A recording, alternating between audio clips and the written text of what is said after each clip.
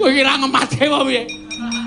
Nek ora mergo Bagong panjenengan mboten kenging nesu karo Bagong lho. Nek ora mergo Bagong sampean nesu terus, duka terus ning gandeng ngono Bagong iso gumujeng lho. Piye? Mekutane nganggo ember plastik dicat kaya ngono ae. Aku ngerti Stijo kuwi wong bocah sing apik-apik. Stijo kuwi anake Ratu Ndorowati ora tau tumindak-ala. Jebul ana sing ojok-ojok. Wong ki wetengane diwenehi derajat, diwenehi pangkat ora gawe apik, malah ojok-ojok pangkat sing ora bener. Koko Prabu. Koko Prabu. Piye? Perkawis menika sampun ngantos dipun panjangaken. Mangke mindak malah mboten prayogi. Ya, Mbak. Kresna, ya aja ngono lho. Aku wis kebacut nesu. Ora trima kok ngajar Pancatana karo si Ayagriwa. Sampun to. Mangke wonten wancinipun piyambak. Kang rayine pun ngelekke. Yani Kresna mboten ndelekke. Kresna mboten. Aku ora aturan karo kowe aku. Aku ora geneman karo kowe. Kowe batur gedhi balwitir karo menging Baladewa ki anggepmu diajami apa? Oh, idana. Wih, sapa iki andasmu iki? Wis, Tru. Ngapa? Embere pecah e. Iki kira-kira iki iso menang ora iki? Tikus-tikus cerewet ki opo? Pur wis seneni. Aku arep malik Baladewa rasa. Rasa. Sandang aku wis dadi rasa. Bles lah, suwek cangkeme Pancatana. Wis kae, ora iso dindak kae. Ngerti nek sing aja-aja ya anak buahe lho. Wajeng cetol wece yang glunjuk. No totung.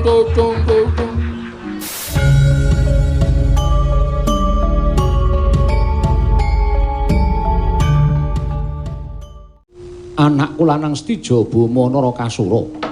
Sampun dipun parengaken matur Waman. Iya wis ndak keparengake. Nggih, matur sembah nuwun tanpa pepindhan. Mugi andadosna ing kawiningan sowan kula menika mboten saking negaring Trajutrisna, tuwin kula mboten bidal saking negaring Trajutrisna babar pisan mboten. Namung sowan kula menika bidal saking negaring Ndorowati lan mugi andadosna ing kawiningan menapa to sababipun dene kula sowan dhateng Projeng Ndorowati. Estunipun namung kepengin muntah dhateng tiyang sepuh kula. Jenyatanipun kula menika sampun dipun paringi negari. Inggih menika negari Trajutrisna.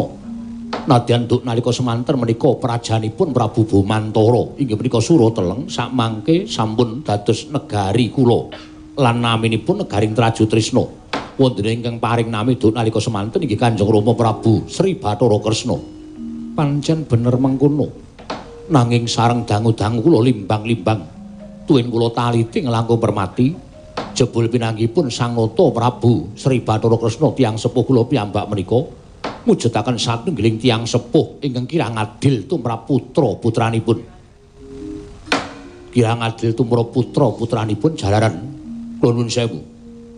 Mugi andadosna ing kawuningan sareng kula traju, sareng kula ukur antawisipun Trajutrisna lan Ndorowati menika jebul pinanggipun tasih kuncara Ndorowati tinimbanipun Trajutrisna. Mila babakan menika kula mboten trima. Tumunten kula badhe sowan dhateng sanipun Kanjeng Rama, nanging nyatanipun Kanjeng Rama mboten lenggah wonten ing Praja Ndorowati. Monggo saking petangan kula negari Ndorowati menawi nata Ndorowati Prabu Kresna menika mboten wonten tartemtu namung wonten negari Ngamarta awit antawisipun nata Ndorowati lan nata Ngamarta menika kalih ngatunggal ing mboten saged dipun pisahaken.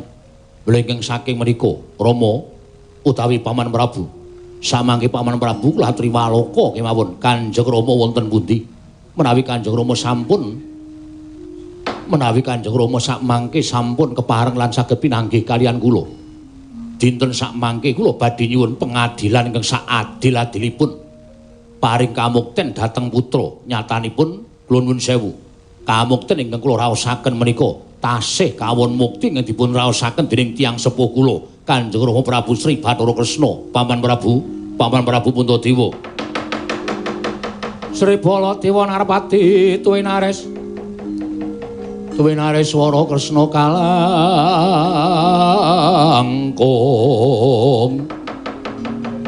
kalangkung tresnanira marang Dyapanon Cinawi.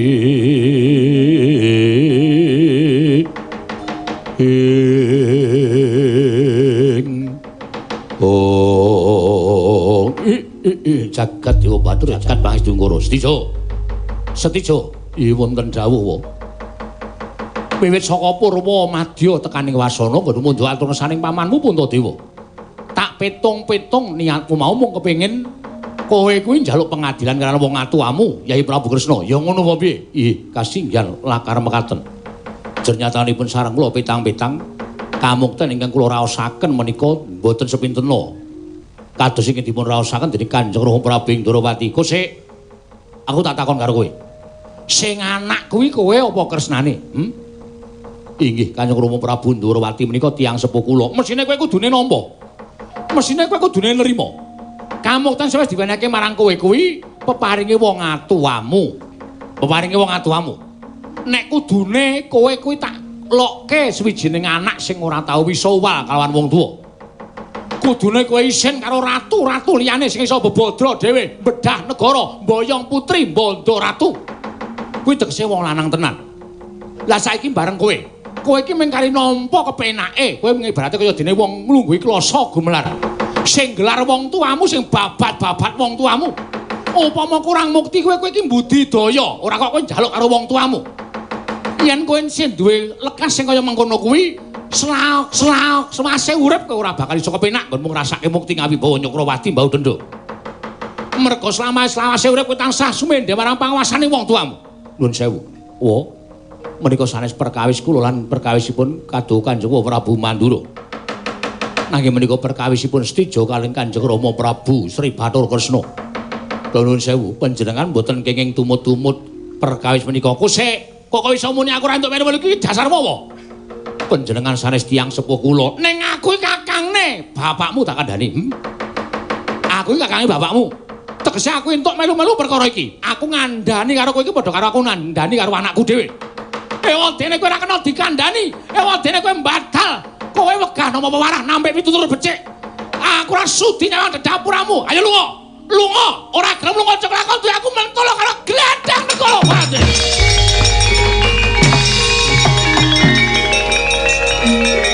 Salah tatanan.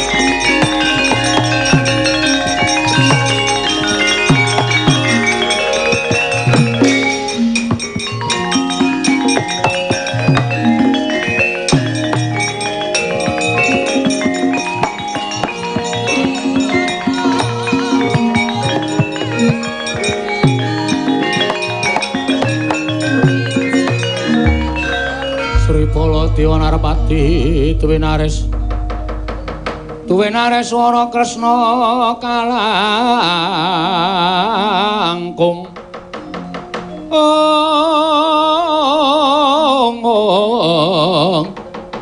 kalangkung tresnanira marang Dyah-Banon Cinawi. Koko Prabu malah teka mekaten lampanipun Kanjengipun. Panjen kula jujur. Kula oleh anak-anake Kresna niku sing ora kula senengi mung karo Setija. Kula ora seneng karo Setija. Merga pambegane serakah, dakah-dakah, milik kanggone wong liya. Milik darbeke liyan niku Setija, watake angkara Budi Candala. Nek ora perkara wedi karo bapakne kula kinten jagat iki geger perkara watake Setija. Wah. Niki iki mengko kriwikan dadi grojogan geguyon dadi tangisan. Merga nitik lawan ature Setija dheweke wis samapta ing gati sawega ing diri nggone bakal gawe geger Ndrawati. Aton yen wis gawa wadyabala. Yen pancen Setija gawa wadyabala tak ajangane jembar. Ora sawedi. Mengko yen pancen Setija berguguk utawa wonten ora gelem tindakake kamurkane. Nggone duwe watak serakah. Serakah malah kamuktening Yai Prabu Ndrawati. Ora sampe melu tak ajare. Ae dudu anakku. Dudu anakku ya ben. Ning kaya anak Yai Prabu Ndrawati tegese aku kudu iso mulang karo ponakan-ponakanku, aku kudu iso mulang karo anak Yai Kresna. Yen pancen kaya ngono tak pasrahke marang Baladewa kakangku. Koko Prabu malah babar pisan kula borongaken perkawis menika. Sasampunipun mangke Setija saged dipun ndhakaken sesarangan angupaya wonten pundi dunungipun Koko Prabu Ndrawati. Yai kula nyuwun pamit. Werkudara Janaka aja negake kadang ing Mandura Yai.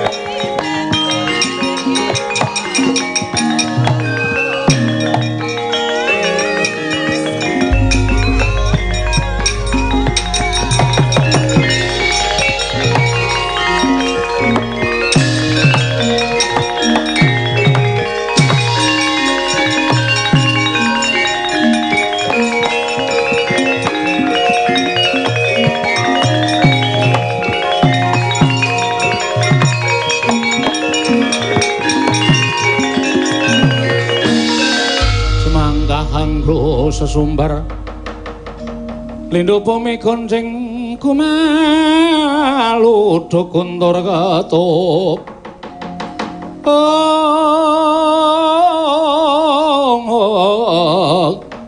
Lumembak penyukang kumambang dosang Wisnu Bathara kados pundi nggih ingkang paman pun pancat nyono Jemadung dawuh ingkang abdi pun Yayah Griwa Jemadung dawuh paman pancat nyono wonten timbalan nalika aku sowan ing negara Ngamarta ora ngira lampun Kanjeng Prabu Mandura lenggah proje Ngamarta apa ing dadi karepanku tak aturake marang paman Prabu Puntadewa wekasan gawe dukaning Kanjeng Prabu Mandura wah dalah wong liya kok melu-melu kula nuwun sewu ingkang woh Mandura menika mboten gadhahi perkawis kaliyan tiyang Traju Trisna mesti kemawon piyambakipun tartemtu duka krana midhanget pangendikaanipun Anggir Stija anginipun kepengin nyuwun pengadilan tuwin nyuwun kamukten kaliyan ingkang Rama nyatanipun anggen paduka lenggah dampar negaring Traju Trisna menika kawon kuncara kaliyan negari Ndarawati menika ateges ingkang Rama menika tasih nggondheli dhateng kamukten tuwin kuncaraning asma piyambak nuwun sewu nggih mboten kula menika ngurup-urupi sampeyan menika karo pringgondane wae kalah muncer kalah kuncara apa ora jeneng isin ing atase Prabu Stija Buma Narakasura menika putra Ndarawati putraning Prabu Kresna anake Sang Hyang Bathara Wisnu jarene ning kok mung ditandhing karo putu buta inggih menika Gatotkaca kemawon anggenipun mangreh negari panjenengan menika kawon kuncara menika ateges panjenengan kedah nyuwun pengadilan menawi mboten nyuwun pengadilan sak jeglek inggih namung dados tiyang ingkang nadyan dipun sawang dadi ratu ning nyatane panjenengan menika kurang kuncara lan kurang wibawa, kurang mukti lan kurang duwe pengaji-aji. Iblis lanat karepe.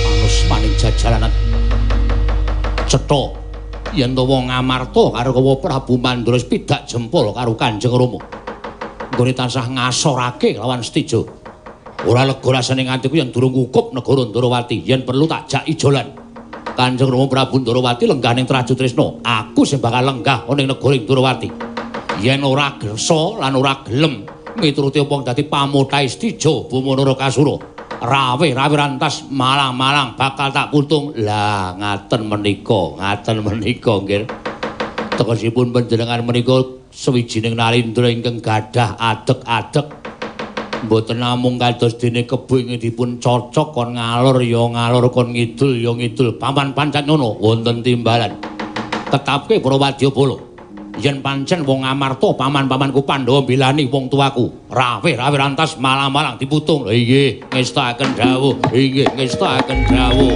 sinuwun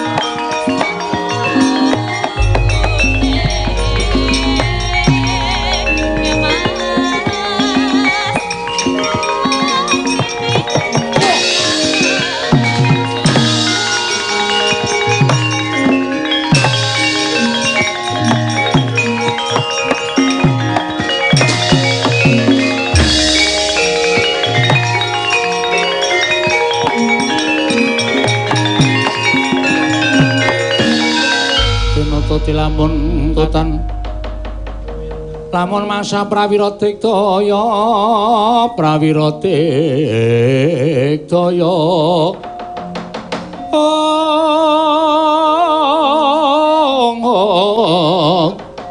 Ronanggono magawe gelari wang-wang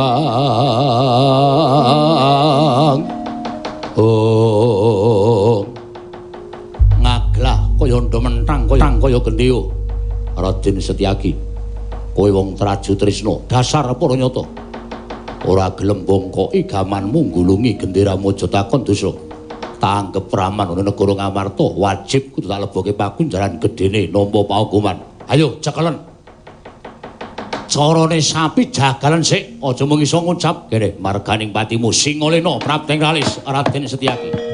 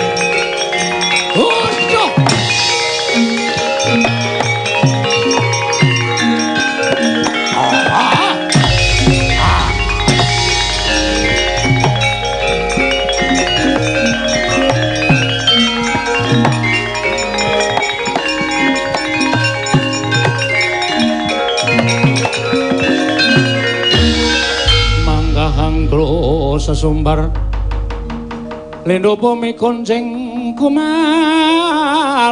dokondor ketop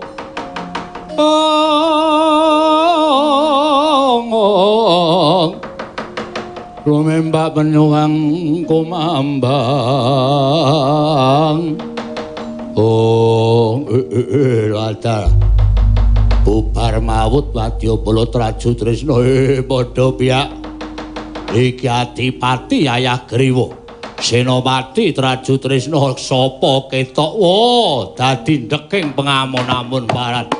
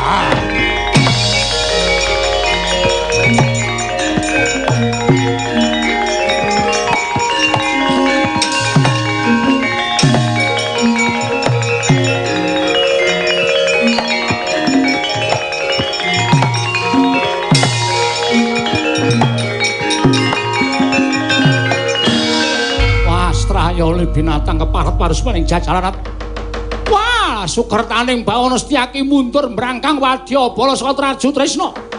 Nganti kaya alun gegulungan, Stija ora gelem ngendhake Wadyabala aku mentala karo wepat.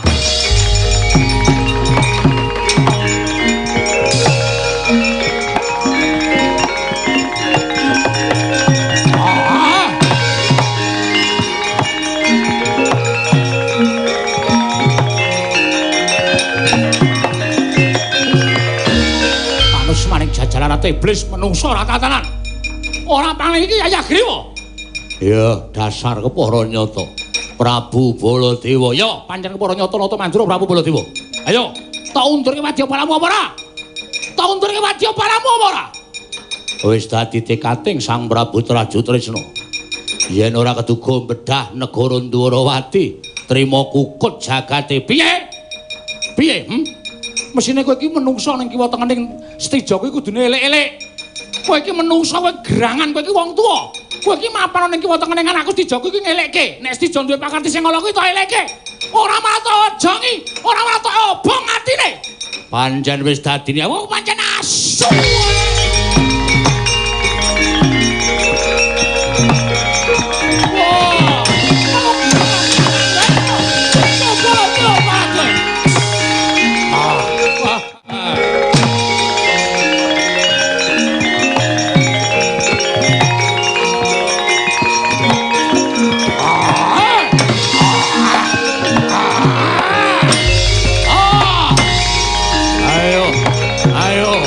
Maju bareng.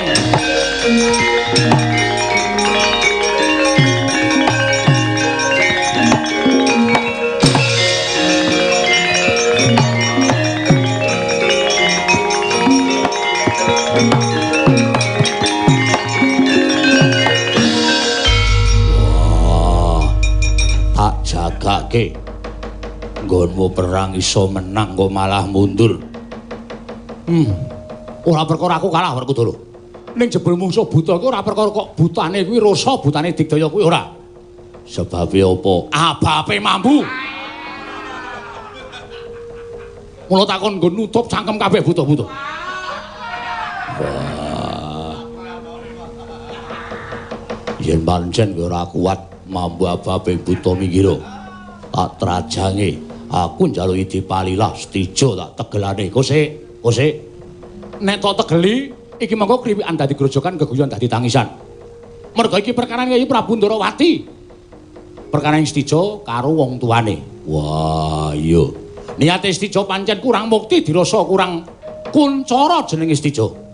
Kurang gedhe negarane. Mula tumuli bakal bedah negara Ndwarawati lan nyuwun kelawan Kyai Kresna supaya lenggah ning Traju Tresna. Iki ora iso dinengke wae. Merga Stija kuwi duwe watak serakah, duwe watak kepengin ngukup karo darbe wong tuane. Nah nyatane saiki Kresna kakangku lagi lunga. Ora ana ning negara Ndwarawati. Werkudara. Aku kang bakal ngupaya menyang ndi dunung Kyai Prabu Ndwarawati. Sabanjure tutup korining beteng ora usah dadak diladeni pakarting Stija. Yen kowe ngladeni Stija, iki mengko malah ora karu-karuan kahanane. Enteni rawuh Kyai Prabu Ndwarawati. Wah, yo manut.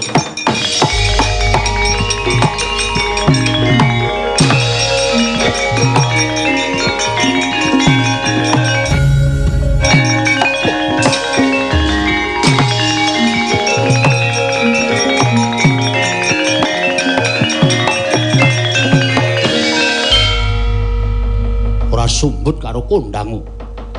Siagat nganti keberbeken marang umandange asmaning para Pandhawa ning nyatane ora padha wani adu arep karo aku. Tutup korining beteng. Padha nyingkiri marang kekuatane wong Traju Tresna. Ya. Tak kira timbuling Kanjeng Rama Prabu ora bakal mapan ana ning Projing Ndwarawati. Merga Rama Prabu banget dene tresna karo para Pandhawa. Upama Rama Prabu kuwi darbi gegayuhan. Mesti timbuling nata Ndwarawati mapan negara Ngamarta tak entenane sak rawuhing Kanjeng Rama Prabu. Yen pancen Kanjeng Rama Prabu ora kersa lenggane negara Traju Tresna, aku ning negara Ndwarawati. Aja kelakon dosa, aja mbok salahke aku yen to aku jejering anak wani karo wong tuwa Rama Prabu Ndwarawati.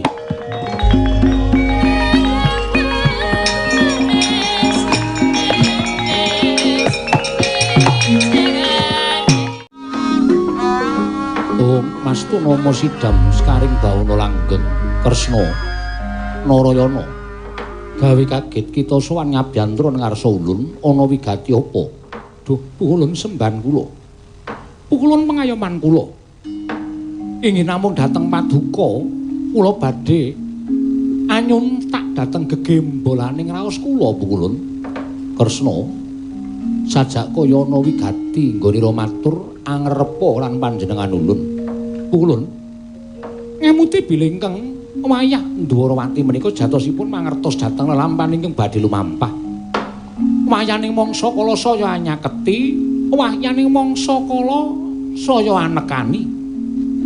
Anggen kula badhe gadah perkawis kaliyan anak kula pun Setija Bama Narakasura. Pukulun semban kula.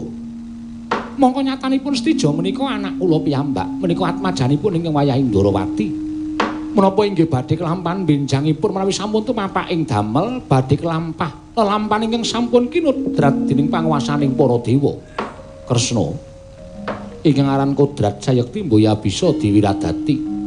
Titah ing ngemapan ana ing jagat Sayekti mung kudu nglakoni kelawan kodrat ing wis pinesti anut jantraning urip dewi-dewi. Klebu kita. Kita uga duweni lelakon ya kuwi kudu nglakoni lelakon ingkang bakal kelakon lan kita kudu bisa sarta kudu tansah teguh kang dadi ati kita nggonira nglakoni lelakon ingkang wis kinudrat dening panguwasaning dewa. Pukulun menapa inggih badhe kelampahan jernyatanipun Setija menika anak kula piyambak. Menawi ngantos kelampahan kados menapa ingkang sampun pinesti dening panguwasaning dewa. Doh nyono cerak nyono sami mestani menawi kula menika satunggiling tiyang sepuh ingkang boten saged ngayomi dhateng anak kula piyambak. Kresna ingkang jeneng lelakon mono mesti ana dak-dakaning pasulayan. Ana dak-dakan ing kinarya perkara. Sayekti lamun kita wening nggon kita napakake kelawan urip kita lan kita tansah wening nggone nglakoni lan lakon kita, boya ana ingkang bakal ngluputake kelawan jeneng kita. Sabab kabeh mau wis pinestri kawan kodrate dewi-dewi. Kresna mula kang teguh, kang tetek kang dadi ati kita aja mangro paningal netepana jejering titah ing mung sakderma nglakoni kelawan dawuhing Hyang Mahanasa ya kuwi lumantar kodrating titah mau. Kresna miat langeneng kalanggiwan aklar pandan moncar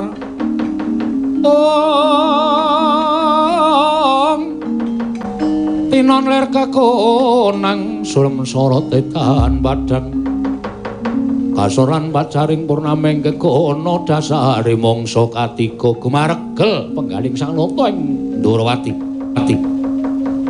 Lamun to arsa darbe atur kunjuk Sang Hyang Mahardika ing rat amung magep dumugining tenggak datan kawasa. Amun jo atur kesaning Sang Asih Prana dadi kemangkono pangedikaning Sang Padawenang. Kresna titah tansah cinaket dening panguwasaning dewa, lamun titah kuwi bisa nglakoni lelakon ingkang wis kinudratake dening para Jawata. Nanging nadyan diabot kaya ngapa, lamun kita mboya bisa nglakoni apa kang dadi kodrating jagat Sayekti tutur ketawur ora ana gunane nggon kita madeg minangka dadi pujangganing para Pandhawa lan madeg minangka dadi titising Bathara Suman ingkang wis tinanggenah kudu gawe tentrem jagat sawigung Narayana.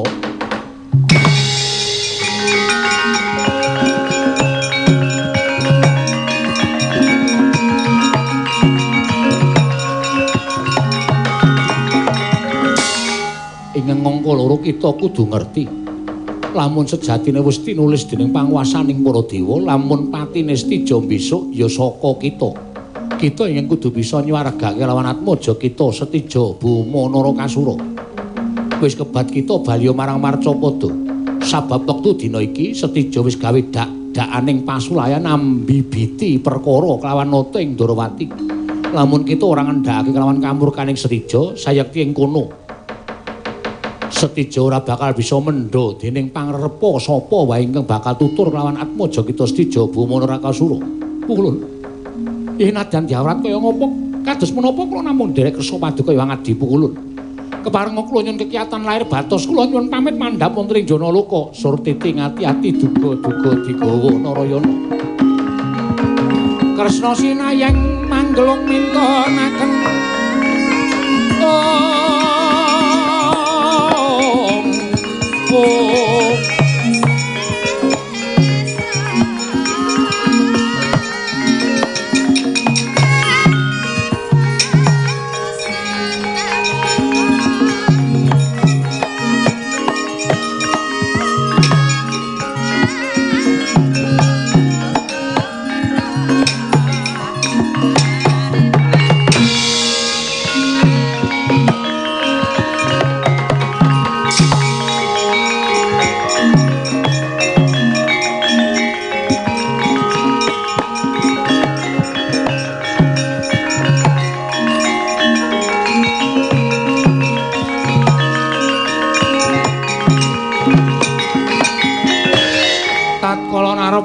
Kresna tantulusa hanyakra ring mring Sang Resi Jahnawi Suta mring Sang Resi Jahnawi Suta jagat paisane ngubut wayah pura jagat gegawangan lelakon Gojali Suta paribasan wis ana ngarepaning Rata Ndarawati nanging upama tak silak ana tanpa guna apane iki kudu tak lakoni ya wis antuk pangestuning Sang Hyang Bathara wenang. Muga-muga bisa nglakoni lelakon iki kanthi rampung Rata Ndarawati. Aja nganti sinengguh. Aku selak kalawan lelakon ingkang kudu tak lakoni. Nalika aku isih mapan ning jagat raya iki. Tak bali marang negara Ngamarta. Supaya iso ketemu karan padang-dangu para Pandhawa bisa nambani kelawan rasaku ingkang poyang payingan ora karo-karowan. Wah, Yayi Prabu nang kene ya.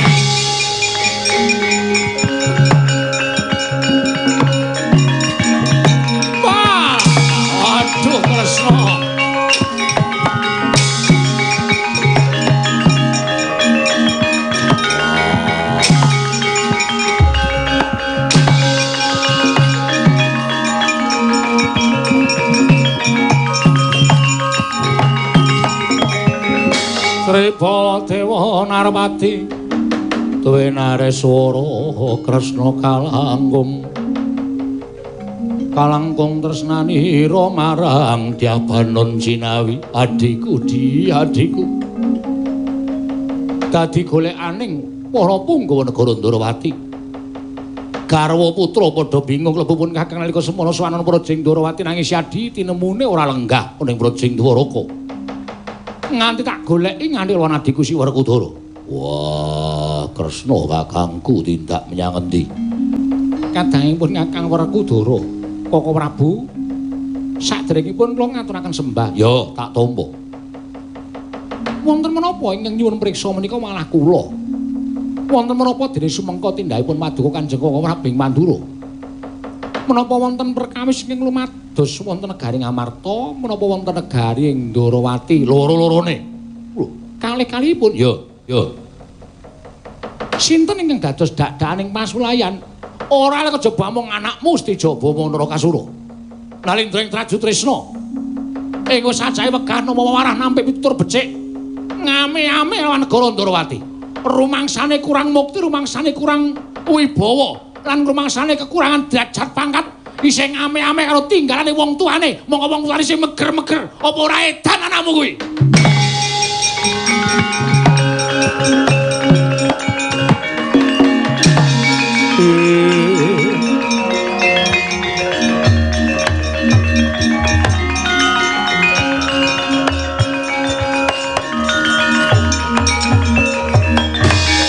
Ben ora tak wadulke wong tuane, tuman wae. Lah apa tumane ing atase gerangane isih urip kok kepengin ngame-ame Praja Ndarawati.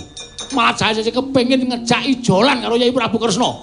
Yayi Kresna kon madheg dadi ratu nang negara Traju Tresna. Setija kepengin lenggah dampar ke Prabu Ndarawati. Keblinger nalari bocah kae. Wah. Saka pangrasaku iki riwekan dadi grojokan, keguyon dadi tangisan. Tajangane ya pancen kaya ngono.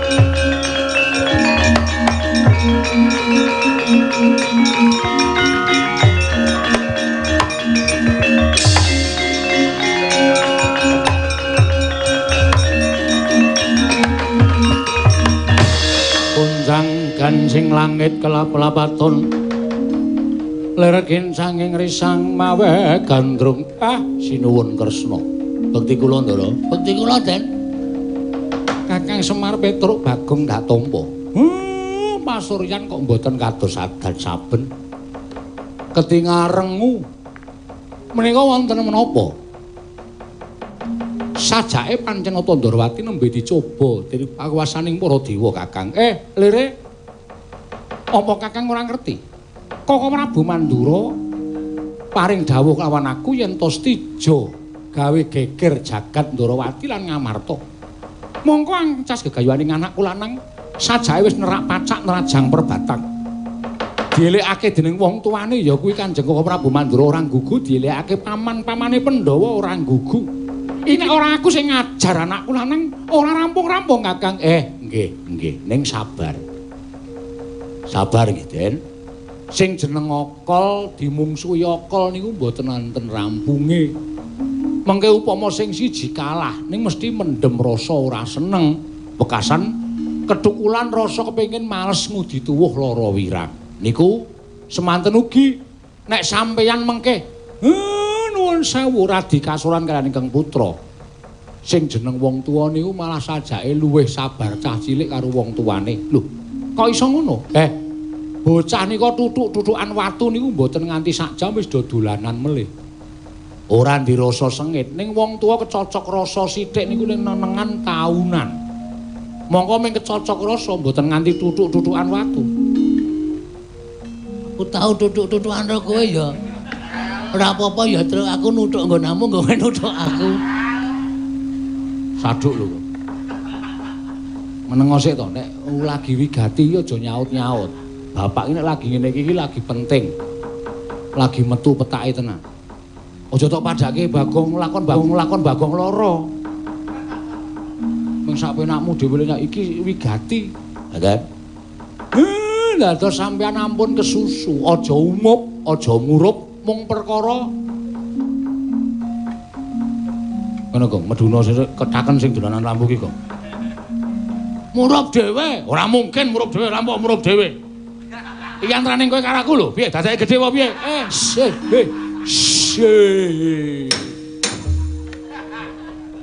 Aku ki ngelekke bapak karo anak arep do gelut kok malah kowe Kakang Adi do gelut ki karepmu piye?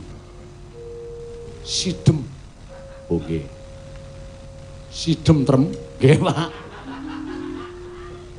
Lan wayane dereng nekani, titi wancine durung dumugi. Nek iso mangendhake. Nek pancen ngangah-angah kepengin dadi ratu teng negara Ndrawati, rumangsane isih kurang mukti, rumangsane isih kurang sugih, rumangsane isih kurang wibawa. Sing jeneng wong tuwa niku apike ngalah karo anak. Mang paringke mangke sampean lenggah teng Traju Trisna. Kawibawan niku dudu negarane, ning ratune kok sing wibawa niku.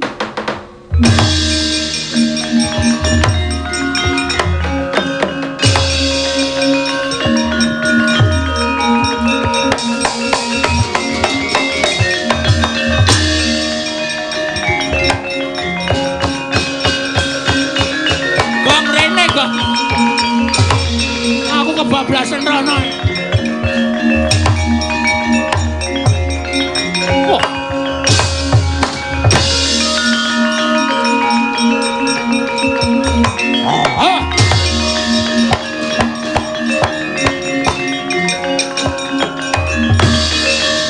Sedara wadyabala sampun mlempak. Monggo nggih kula jagoi. Panjenengan pantesipun lenggah dampar teng Ndrawati mboten kok teng Traju Trisna. Nek ingkang Rama mboten maringaken gunane apa duwe wong tuwa sing ora tresna karo anak, rawe-rawe lantas malang-malang dipun putuk. Wong Amarta. Aku ngerti yen kowe ndelikke Kanjeng Rama Prabu Ndrawati. Tak edungi telung kedheping netra ora mbok buka korining beteng tak tebak jebol mbuh dadine barat.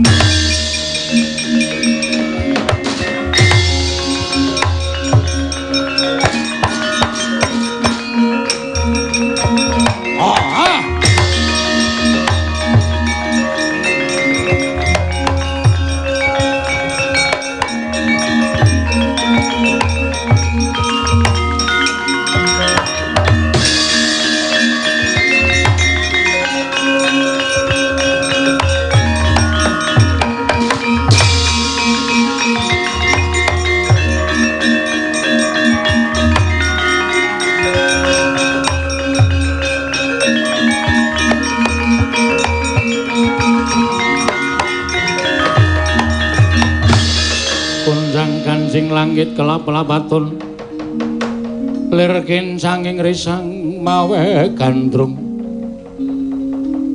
ketok kowe nata Ndarawati iki nalindring Traju Trisna aku anakmu Stija Buma Narakasura aja mringkus kaya wong wadon kaya aja ndelik karo kahanan iki aja nglungani kahanan iki ayo perkara iki dirampungke jarene kowe menehi kamukten karo Stija kowe menehi kelungguhan karo Stija ning bareng tak itung-itung antaraning Traju Trisna karo Ndarawati Traju Trisna kakehan nggone kalah karo Ndarawati mula aku ora trima Ndarawati aku sing nglunggahi kowe nalindra Ndarawati lungguh ning negara ing Traju Trisna yen entuk syukur bage yen ora entuk apa kelakon ana wong tuwa digawe wirang karo anake dhewe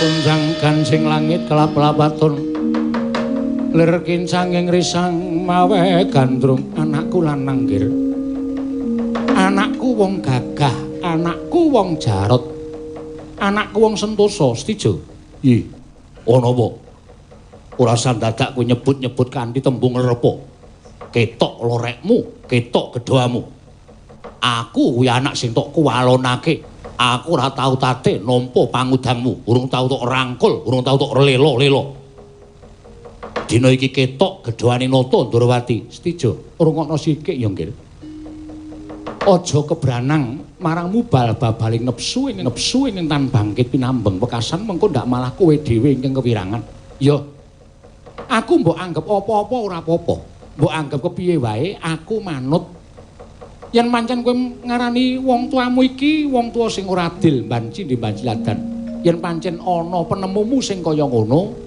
aku ora apa-apa lan kowe duwe dasar sing gumathok aku ora apa-apa anggapen aku wong ora adil nanging kosek aku tak takon kowe peranganing putra Ndarawati sing tak dadekke ratu mongko tak wenehi negara sapa peranganing nata Ndarawati kuwi petungen anakku ana sapa Gunadewa Samba Setyaka Stija sing tak dadekke ratu sapa sing tak dadekke ratu Nyakrawati Mbau Dendha negarane wae tak wenehi nganti tak jenengi Traju Trisna sapa sapa kok lekmul ora mau ngatruk iki lagi penting kok iki lucu ya lucu ning nganggo selah iki lagi rembukan sing apik kok malah lekmu kowe sapa ning nganani sapa sing kira-kira sing anake Mbah Kasan gone walo dinggo wae ora coba lah nek pancen kowe kepengin dadi ratu ning Ndarawati lungguh ana nggir lungguh ana wiwit biyen tekan saiki nata Ndarawati wong tuamu iki ora tau blereng karo kamukten ora tau ngawula marang derajat pangkat buktine nalika wakmu Mandura pinaringan negara Mandura sak putuhe aku diparingi wewenang supaya nyuwun ora ketang separo wae aku ora njaluk merga tumrap nata Ndarawati marem-mareme wong urip ning alam padang yen isa bebadra dhewe isa yasa dhewe mula tekadku nalika semono aku ora kepengin ngenteni warisaning wong tuwa Kanjeng Rama Prabu Basudewa Sawarga diparingake dening Kanjeng Koko Prabu aku ikhlas mergo aku kepengin aku upama dadi ratu ya dadi ratu saka pambudidayaku dhewe upama aku dadi Nalindra iso mbedah negara mboyong putri Banda Ratu kuwi mantep-mantepe wong dadi ratu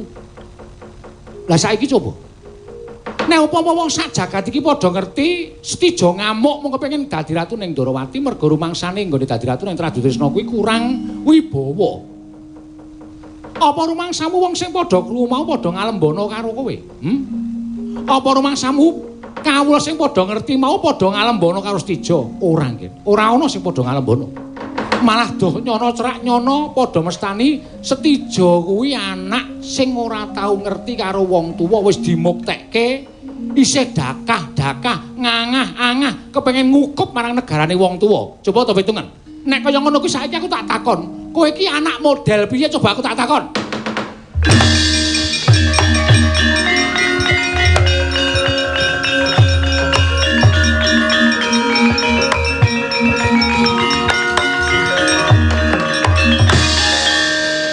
Lah upama kowe kuwi piyasa negara Trajutrisna, upama kowe iki babat-babat negara Trajutrisna biya-biya.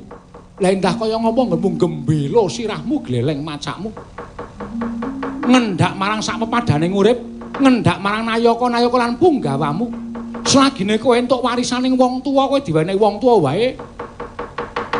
Kelakuanmu kaya ngono, Nger Cah Bagus.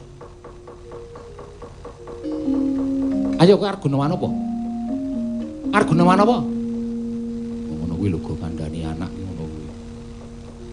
Merendah terus ngerti-ngerti kok mumbul anake dilelehke. Bocah iki mesti manut.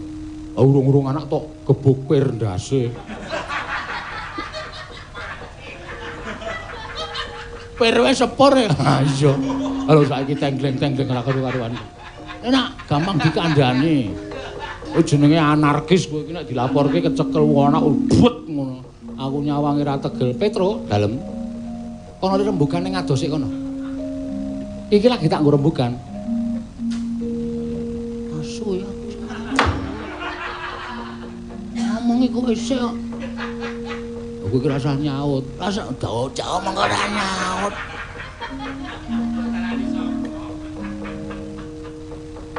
Yen pancen kuwi arep dadi ratu ning Ndrawati lungguh ana ora apa-apa. Pun Rama ikhlas. Ning kose, saya aku tak takon. Negara Jembar bondo tumpuk-tumpuk derajat pangkat nganti sundul langit. Leh mung ngrasake tekan kapan to aku tak takon?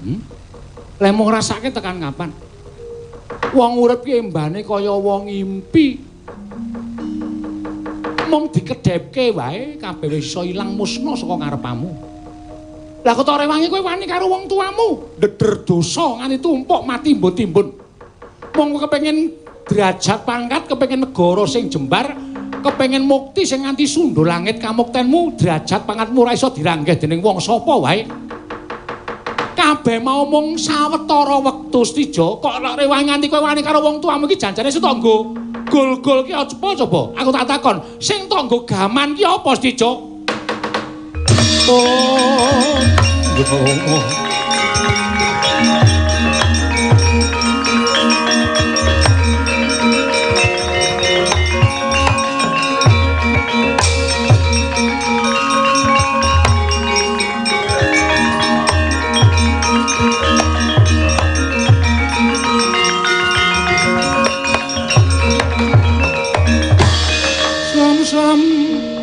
Tiwangkara kinggeler manguswa kang layon denyolang kang memanise wadananira layu kumel kocamrah nyomaratani ing nengkalapan kula diagung pangaksami persasat kadil mampang wanci peteng kepapak ober sastra bawur paningal kula. Dosa ingkang sampun kula sandhang menika mboten badhe saged ical dene kula sampun wantun kaliyan Kanjeng Rama. Sing malih niku dipenggalih lho. Ora mung sak penake dhewe karo wong tuwa. Sing jeneng bapak niku tangan tengene Gusti Allah ngendikane Kyai Sepuh. Nek wani karo bapakne niku ora entuk pangapura. Ngoten. Anak kowe ak tutuk gir. Kok pir apa gir? Kowe meh padha ya, Tru. Heeh. Mau kowe ngomong pir. Oh ya pir berarti. Pir buah ya. Kudu kae per. Alah kabeh. Per kok buah. Iki kira-kira iki iso meneng ora iki? Tikus-tikus cerewet ngono. Pur seneni. Aku arep malik Baladewa rasa. Sandang aku wis dadi rasa. Nek ndedawa wektu ora. Nyuwun pangapunten. Ora kosek. Janjane kok kowe duwe kewanen kaya ngono kuwi janjane piye to? Rinten pantaraning dalu kula tansah nampi pangendikanipun Paman Pancatnyono. Kaliyan abdi kula pun Adipati Yayagriwa. Haripun tansah mebujuk dhateng kula. Supados kula mboten narimakaken dene kula namung ngukup negari Trajutrisna. Nah ngaten menika tiyang sepuh kula ingkang nami Prabu Kresna inggih paduka menika mboten adil kaliyan tumrap anakipun tumunten kula dipun aja-ajai supados nyuwun pengadilan kaliyan tiyang-tiyang sepuh kula inggih menika paduka Kanjeng Rama. Ngaten menika enjing siang lan sonten mboten ati kendhat anggenipun sansah paring pangandikan dhateng kula. Iblis suwek-suwek jangkeme pancen to.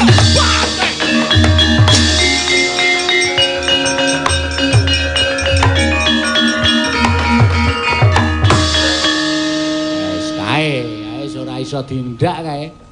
Ngerti nek sing aja-aja ya anak buahe lho. Wajeng cetok pece ya glunjut. No totung. Wis terus aku ora ndagel aku. Ngopo e? Kowe anarkis kowe.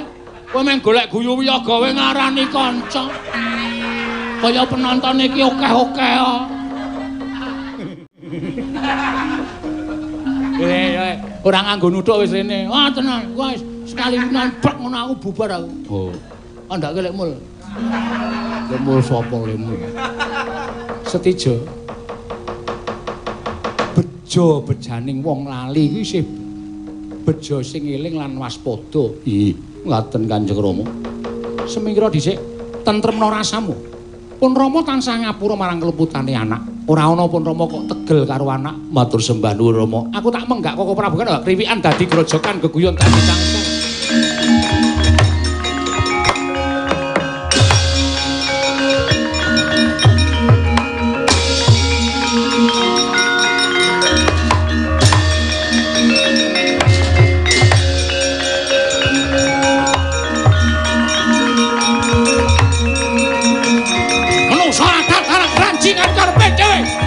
Bocah iki sing dikandani sing ora-ora.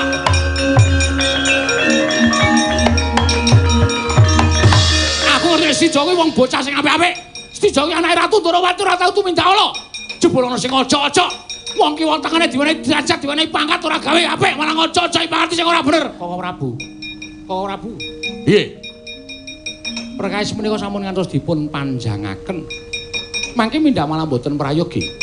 Ora trima kok ngajar Pancatana karo si Ayagriwa. Sampun to. Mangke wonten wancinipun piyambak. Kresna, ya aja ngono lho. Aku wis kebacut nesu. Mangke wonten wancinipun piyambak. Nek panjenengan mboten kersa mendha, mangke malah mboten prayogi. Wah, ora lega ora ngajar. Ora ngajar karo Pancatana Ayagriwa. Kang rayine pun ngelekke. Yani kersa mboten ndelekke. Kersa mboten aku ora aturan karo kowe aku.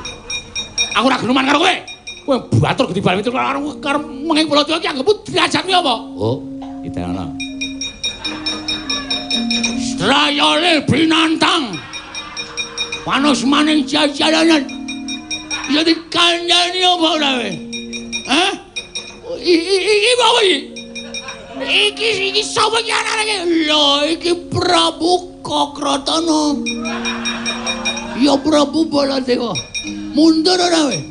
Mundur ora. Kowe glendang negara. Wah, glendang jangan glendang. Aduh ya. Wong begadang kok ya dadi glendang. Oh, penggemar Roma Irama. Sampun. Sakmenika kula aturi mempal wonten negari Ngamarta.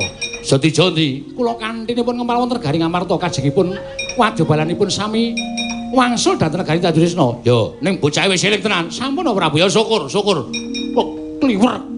Roh raine pancen kok dupaki tenan. Inggih. Mangke menawi sumerep monggo dipun dupaki mboten napa-napa. Ora bakal ngerti wong dhek nang aku nang kene kok. Ha panjenengan niku nek sumpah ya angel kok. Iki piye kok mana ada Gojek iki? Yo. Sudah selesai. Wadake wayangan sewengi ora. Yai Kresna, prek.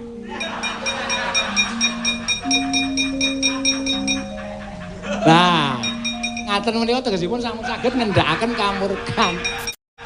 Nek ora mergo Bagong panjenengan mboten kenging nesu karo Bagong lho. Nek ora mergo Bagong sampean nesu terus, duka terus ning gandeng ngono Bagong iso gumujeng lho. Kowe iki ra ngemate apa piye? Mekutane nganggo ember plastik dicat kaya ngono ae. Iya. Jagat Dewa Bathara. Ayo tak kanthi manan praja. Madangkara. Madangkara ngendi? Madang bareng-bareng maksudnya. Edan. Ngejak madange kok Madangkara ora. Wih, sapa iki? Andasmu iki. Wis, Tru. Ngapa? Embere pecah e. Ameng mengkutha nganggo embere kok. Ayo, Yai.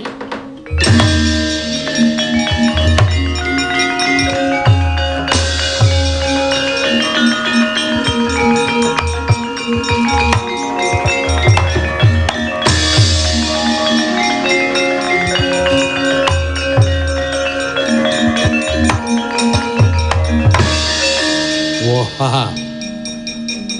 Sinuwun Prabu Setija Bumanara Kasura kok manunggal karo para Pandhawa. Tak derekke kondur. Wah, ben sungkem karo wong tuane dhisik. Kowe bali dhisik bareng karo Sinuwun Setija Bumanara Kasura. Wah!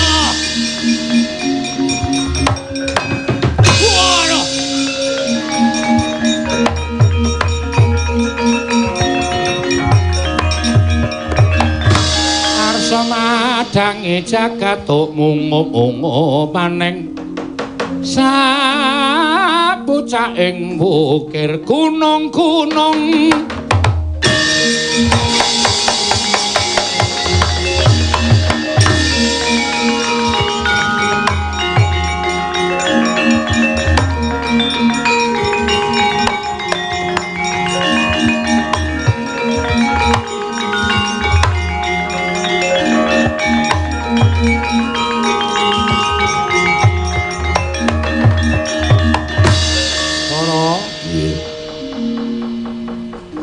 pun Kakang nggone ngluwahi negara Ndarawati sayekti nanjihake kelawan lakonipun Kakang ing bakal lakon. Lakon sing endi? Si Adi mengko mesti bakal prisa. Setija piye? Wis mlumpuk negara Ngamarta syukur pus eling Purwoduksina. Wah, syukur yen ngono. Ayo padha manunggal tetunggalan. Ora sah padha congkrah. Sing diudi ayem tentrem lahir lan batine uga pinaring ana bagas waras sakabehe. Werkudara ya.